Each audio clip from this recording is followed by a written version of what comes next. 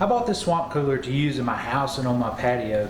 It's been really hot where I live, and my AC unit has been running constantly to keep up. I thought I would give this a try to see if it would help cool my house without significantly increasing my energy bill, because it can cool up to 650 square feet. It also functions as a 4-in-1 device. It's not just an air cooler, it can also be used as a humidifier, a fan, and it has a bright built-in light. Let's take a look at how it works. First of all, it was easy to assemble. All I had to do is insert the wheels on the bottom. There's a pump arm inside that you just flip down and drop down into the tank, and then snap the top part of the unit. This part snaps on, this is the water tank, and so this part snaps onto the water tank with two little snaps on the side here that you can see. Next, you have to fill it up with water, which is easy. You can either unsnap this part, take the unit off the top and directly fill the tank, or you can flip this top up and pour the water directly in the top. I run mine all the time, so I usually fill it up in the morning and then late in the evenings. One tank can last up to 12 hours. The tank has a clear window on the front part of it with a fill line that lets you see how much water you have at any given time.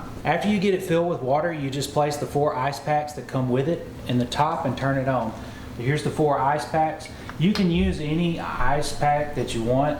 This is just the ones that come with it. I have extras that I had that didn't come with it that I also use with it, so you can change them out back and forth. But you just place them in the top,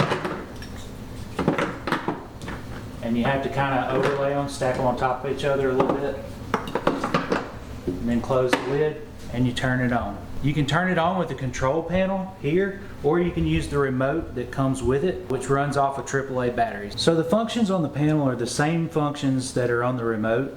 So I'm just going to show you the functions on the panel and just tell you what each button does. First of all, you have your on-off switch. Of course, that just turns it on and off. Then you have your mode button, and what this does, it'll change the mode from a steady blowing to burst. It'll come on and burst and blow for a little while, and then it'll go back down, and then it'll burst some more. Next, you have the speed. You've got 3 speeds, low, medium, and high for the fan speed. And then you have a light.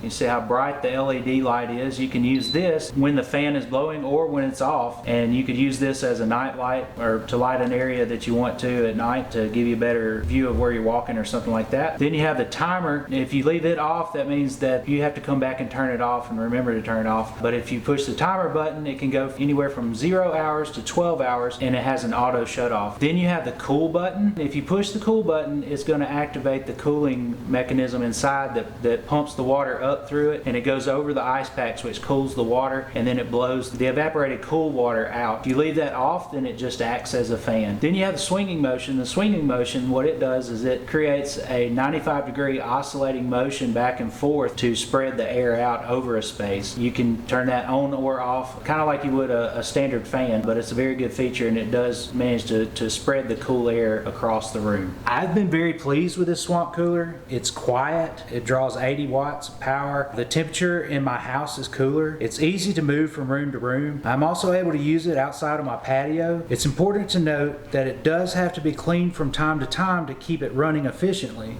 It's definitely worth purchasing, and I wish I had purchased this sooner.